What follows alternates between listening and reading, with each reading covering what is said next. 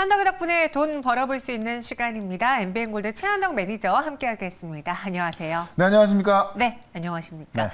앞서 제가 방송을 시작했을 때도 코스피 코스닥의 상승이 좀 미약했어요. 네. 그런데 지금도 제한된 움직임만 보이고 있습니다. 왜 그런 건지, 그 안에서는 어떤 움직임이 있었는지 오늘 시장의 체크 포인트로 정리를 해보도록 하죠. 네. 오늘의 시장 키워드는 연준의 피봇 가능성입니다. 그러니까 최근에 반등 흐름 중에서 가장 강한 내용인데 네. 이럼에도 불구하고 사실 상승에 이제 좀 제한적인 부분이 중국의 어떤 규제, 그러니까 이 시진핑이 3연임한 것은 문제가 없으나 이 지도부의 어떤 인물들을 보니까는 시진핑을 견제할 수 있는 인물이 거의 없다 보니까 어떤 그 중국의 규제가 더할 수 있다. 어제 좀 말씀드렸습니다만은 그런 내용인데 일단 내용을 먼저 좀 보겠습니다. 지금 시장이 왜 오르고 있고 왜 또 주춤한지 좀 볼 필요가 있을 것 같은데 이 초매파적인 정책이 약해질 수 있다. 이제 방향 전환, 이 피봇이라고 하는 건데요. 지난 주말 전부터 나왔었죠. 이 11월 정례회에서는 75bp 인상 거의 확실시 돼 있고요. 12월 달부터는 금리 인상 규모를 축소하는 것을 논의할 수 있다. 이 최근에 금융시장 여건이 우리뿐만이 아니라 전 세계적으로 이 금융시장 여건이 좀 취약해졌고요. 그러다 보니까는 연준위원들 중심으로 정책 부작용 이야기 나오기 시작했고, 그러다 보니까는 이 기준금리에 대해서 좀 언급이 좀 많이 나와주고 있습니다. 오늘 같은 경우는 오늘 아침에 이 뱅크 오브 아메리카에서 연준이 유동성 문제로 겁먹고 있다. 이 QT에 피봇이 나올 수 있다. 이렇게 좀 이야기 나오고 있고요. 연준 총리가 선출 확정이 됐죠. 일단 토러스 총리가 실패했던 금융정책, 전 세계의 흐름과 반대로 가고 있던 부분이죠. 새로운 총리가 선출되면서 영국 시장이 좀 빠르게 안정을 좀 찾아갈 것으로 보여지고 있고요. 지금 새로 선출된 분도 전 재무장관 출신이자 이 시장 친화적인 인물이고요. 골드만삭스 출신으로서 금융 전문가이고 나이가 42살인데요.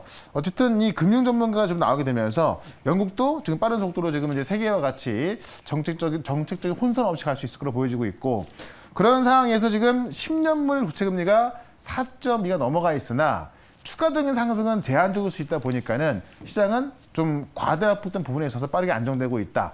여기 이제 빅테크 실적 발표 지금까지는 괜찮았고 테슬라만 좀 문제가 있었고요. 빅테크 기업 중에서 넷플릭스가 일단 이 어닝 서프라이즈 포문을 열었고 이제 내일 아침이죠. 알파벳, 마이크로소프트, 그다음 이번 주에 애플 같은 이 굵직굵직한 빅테크 기업들 실적 발표가 있는데 워낙에 지금 기대치가 낮춰져 있거든요. 그러다 보니까는 이 워낙에 나왔던 기대보다는 조금 잘 나오는 그런 어닝 서프라이즈 현상이 나오고 있습니다. 사실 기대치가 낮았었기 때문에 상당히 많이 빠졌던 거고요. 그런 부분에 있어서 이 실적 발표를 또 진행되면서 추가적인 반등이 예상이 되고 있습니다. 다만 지금 중국에 대한 우려감이 있는 건데 중국의 어떤 시진핑 3연임에 있어서도 사실 어떤 그 미국과의 강대강으로 가는 건 아닙니다만은 워낙에 지도부의 인물들이 이 개혁 개방을 외치는 공청단 인물들이 아니라 진짜 말 그대로 시진핑을 따르는 견제할 수 없는 그런 인물이다 보니까는 좀 어떤 규제 어떤 그런 부분에 있어서 좀 우려감이 있는 건데 아직까지 우려감일 뿐이기 때문에 결국에는 다음 주 초 FOMC 회의를 전후로 해서 시장의 반등을 이어나갈 수 있다. 다만 아직까지 해결된 건 없고 역시나 지금 이 초매파적 정책이 바뀌는 것도 기대감 아닙니까? 그런 관점에서 여전히 종목 장세 진행 중이고 오늘 보시면 반도체가 다 급등하고 있거든요. 또 그 이유가 또 나와 있는 거니까요. 오늘도 시장 중심에 있는 또 반도체 하나 말씀을 드려보도록 하겠습니다. 네, 실제로 오늘 장에 보면은 반도체 소부장들이 특히나 소재 부품주들의 강세가 눈에 띄고 있습니다. 그렇죠. 왜 그런 것인지 오늘의 또 종목에 반도체주가 나온다고 하니까 주목해 주시고요. 그 전에 갖고 있는 종목에 대한 점검부터 해볼게요. 네. 어제 말씀드렸던 것을 좀 볼 필요가 있을 것 같은데 네. 어제 제가 도화 엔지니어링을 말씀을 드렸는데 지금 도화 엔지니어링 같은 경우는 국내 1위 엔지니어링 사업으로서 GTX라든가 폴란드 철도, 그다음에 이제 우크라 재건 등등 해서 말씀드렸는데 오늘 보시면 우리 오전에 대통령의 시정 연설이 있었거든요. 대통령 시정 연설에서 GTX 얘기 나왔는데 그리고 나서 대하TI가 지금 급등하고 있죠. 지금 도화 엔지니어링 같은 경우도 같은 부류로 갈 수 있는 부분이기 때문에요.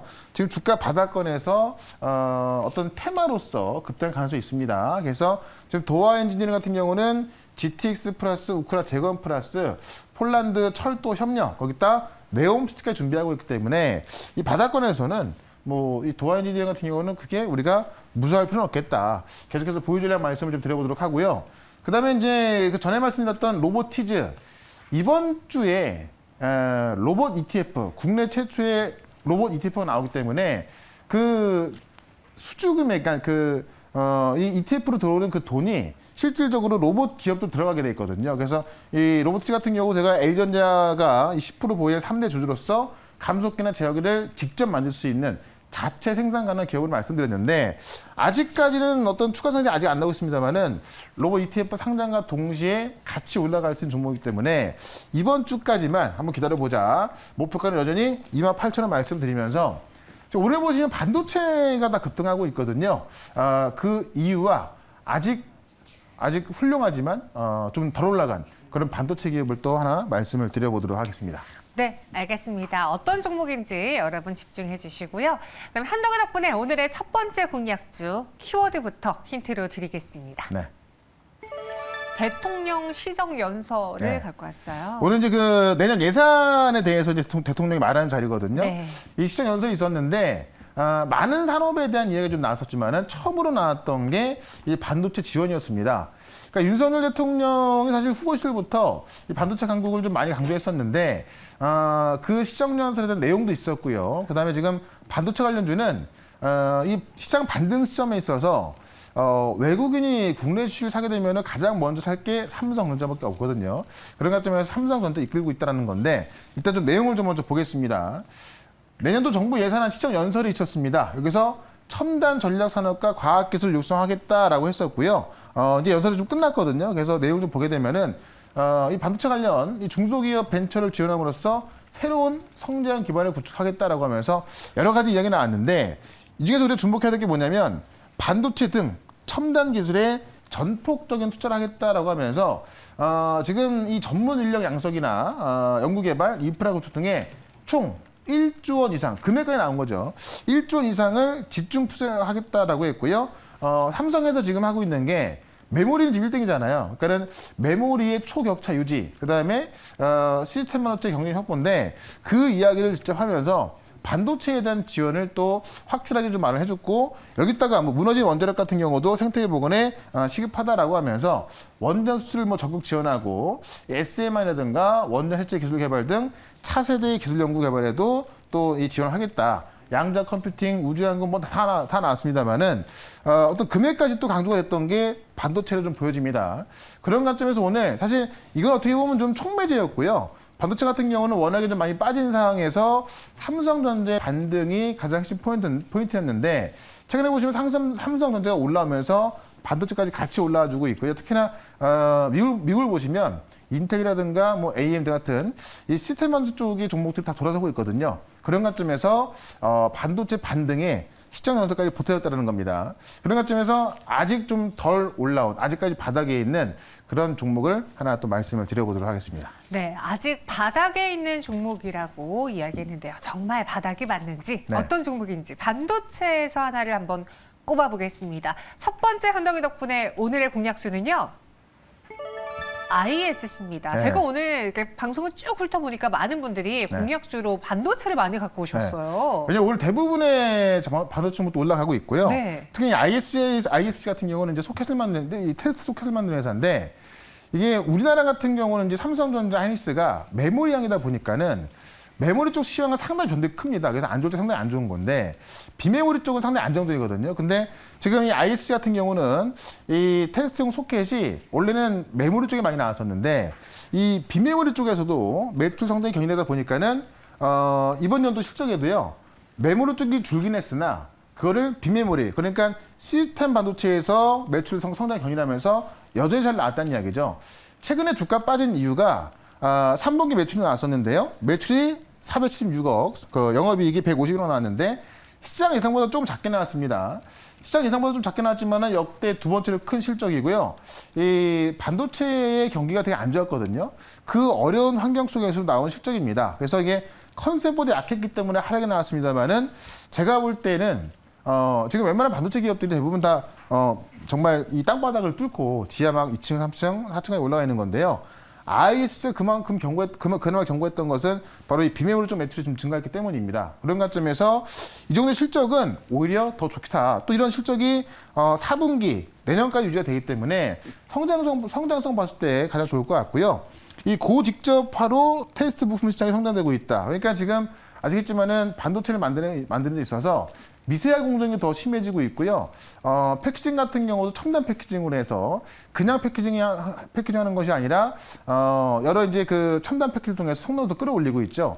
하다 보니까는 이 테스트 부품이 더 많이 들 수밖에 없는 거고요. 이 고성능 테스트 부품을 줄 수밖에 없는 겁니다. 거기에 맞춰가는 게 바로 ISC다라고 해서 지금 해외 경쟁사들이 과점하고 있던 이 서버 CPU랑 소켓까지 지금 이 ISC가 지금 만들고 있어서 이 비메모리 쪽에서 매출이 성장세를 견인하고 있다는 겁니다. 차트 한번 보도록 할게요.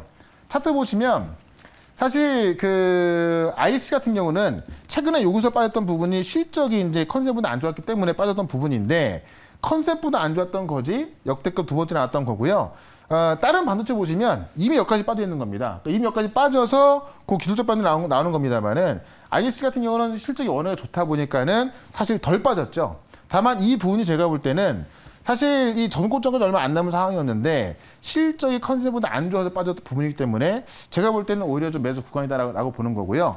3분기는 컨셉보다 안 좋았지만은 이런 실적이 4분기 내년까지 이을 수밖에 없고 특히나 우리 반도체 약점이 메모리에 치중돼 있다 보니까는 어떤 시장의 반도체 큰 건데 지금 이 ISC 같은 경우는 비메모리 쪽에서 매출 증가하고 있다 보니까는 오히려 어떤 앞으로의 시황도 점점 더 안정적으로 변하고 있다는 겁니다. 그런 관점에서 반도체의 상승이 이어진다면은 아마 이 전고점까지 가장 먼저 올라갈 수 있는 종목이 바로 이 ISC가 될 것 같다라고 말씀드리면서 일단은 목표가는요 35,000원까지 단기적으로 말씀을 좀 드려보도록 하고요. 손절가는 29,500원. 최근에 저점을 손절가 잡고 대응을 해보도록 하겠습니다. 네, 오늘은 반도체 중소형주의 날인 만큼 정말 많은 종목들이 올라주고 있는데요. 그중에서 ISC를 저희는 한번 매수해 보겠습니다. 목표 주가 35,000원, 손절가는 29,500원 제시했습니다. 이어서 두 번째 한덩이 덕분에 종목은 또 어떤 종목일지 이번에도 키워드로 힌트를 먼저 드려볼게요. 네. 미국은 바이오 신고가. 결국은 이제 기사는 없고요. 네. 지금 바이오 종목들의 분위기를 좀 볼 필요가 있을 것 같은데 지금 미국 기업들은 이미 이제 신고가 나오는 기업들이 대부분 바이오가 차지하고 있습니다. 일단 그림을 먼저 보는 게 좋을 것 같습니다. 지금 이제 내용 좀 나오고 있는데요. 자, 일라일리 같은 경우 지금 어제 같은 경우도 급등을 하면서 최근에 신고가를 좀 넘어서지 못하고 있었거든요. 그거를 바로 돌파하면서 지금 신고가를 찍고 있는 거고요. 하나 더 보게 되면은 머크, 우리가 좀 가장 많이 알고 있는 바이오 종목 중에 하나인데 머크 같은 경우도 최근에 올라와서 이 신고가까지 왔었으나 어제 돌파하면서 급등하고 있는 겁니다. 그러니까 이렇게 신고가를 찍으면서 시장을 견인하고 있는 종목들이 미국에서는 이 바이오 제약 기업들이라는 거죠. 그만큼 우리 같은 경우는 지금 바이오 기업들 대부분 상당히 많이 빠지지 않습니까? 이 미국 기업들의 어떤 그 바이오 급등 소식으로 인해서 분위기가 좀 좋아지고 있다라고 좀 보시면 될 것 같고요. 이번 주에 이제 상당수의 그 빅파마 기업들도 실적 발표가 있습니다. 그래서 지금 나스닥을 빅테크 기업들 실적이 좀 견인하는 것처럼 지금 이번 주 같은 경우도 실질적으로 이제 제약바이오 기업들 신고가를 찍고 있고 이번 주에 이 실적 발표 나오면서 이런 분위기를 이끌어갈 거로 좀 보이고 있는 거고요. 이 내용을 좀 보게 되면은 바이오 행사가 또 지금 상황으로 진행 중에 있죠. 지금 어제부터 이제 내일까지인데 유럽 최대 바이오 행사죠. 바로 바이오 유럽이 지금 진행 중에 있는 거고요. 여기에 지금 국내 기업도 참석해가지고 우리의 기술이라든가 그런 부분 알리고 있죠. 그다음에 이제 다음 주에 있을 게 바로 세계 제약 산업 전시회 어제도 좀 말씀드렸었는데 매년 전 세계 2,500개 이상의 기업들, 그다음에 48,000명의 업계 관계자와 전문가가 좀 참여하면서 이번 주도 있고요. 다음 주에는 전 세계적인 이 바이오 행사 있다는 이야기입니다. 그래서 이런 행사들이 이런 그 이벤트를 통해서 어떤 그 바이오 기업들 간의 어떤 기술 이전이라든가 어떤 그 임상 결과라든가 이런 게 발표가 되거든요. 그런 관점에서 또 이끌고 있다는 거고 국내에서 보시면 신라젠이 이제 얼마 전에 거래 정지 풀려가지고 100% 올라갔었는데 오늘 같은 경우는 코오롱 티슈진이 3년 넘게 거래 정지가 돼 있다가 풀렸거든요. 그래서 오늘 지금 또 상한가 들어가 있는데 지금 코오롱 티슈 같은 경우도 인보자 3상에 대한 문제가 있었고 또 이 어떤 경영진의 배임 횡령 때문에 정지됐었지만은 이번 거래가 풀리면서 인보자 3상 성공에 최선을 다하겠다. 이 믿은 주주에게 반드시 보답하겠다라고 하면서 상한가 들어가 있습니다. 그래서 사실 우리 바이오 종목들이 안 좋았던 부분이 다 신라젠과 코오롱 티슈진의 어떤 그 상패 여부 이런 거였는데요. 이런 게 또 풀렸기 때문에 이 바이오 기업들에 대한 분위기가 상당 부분 좀 좋아지고 있는 겁니다. 그런 관점에서 이 바이오 쪽의 종목들이 반도체와 함께 시장을 이끌 수 있다라고 좀 말씀드리면서 오늘 역시나 바이오 기업 중에서도 내용은 상당히 좋은데 가장 또 싼 종목 하나 말씀을 드려보겠습니다. 네, 알겠습니다. 어떤 바이오일지 미국에서는 지금 바이오주들이 잘 가고 있다고 하는데 네. 그게 실적 때문인지 이슈가 있어서인지 기대감 때문인지 한번 국내 증시에서도 그런 종목을 하나 찾아보겠습니다. 네. 한덕기 덕분에 오늘의 두 번째 공략주는요. 바로 카나리아 바이오. 네. 여기서 또 카나리아 바이오가 나오네요. 제가 한 2주 전에 말씀드렸었는데 네. 시장 빠지면서 좀 하락이 나왔습니다. 다만 지금 전 저점에 와 있는 건데요.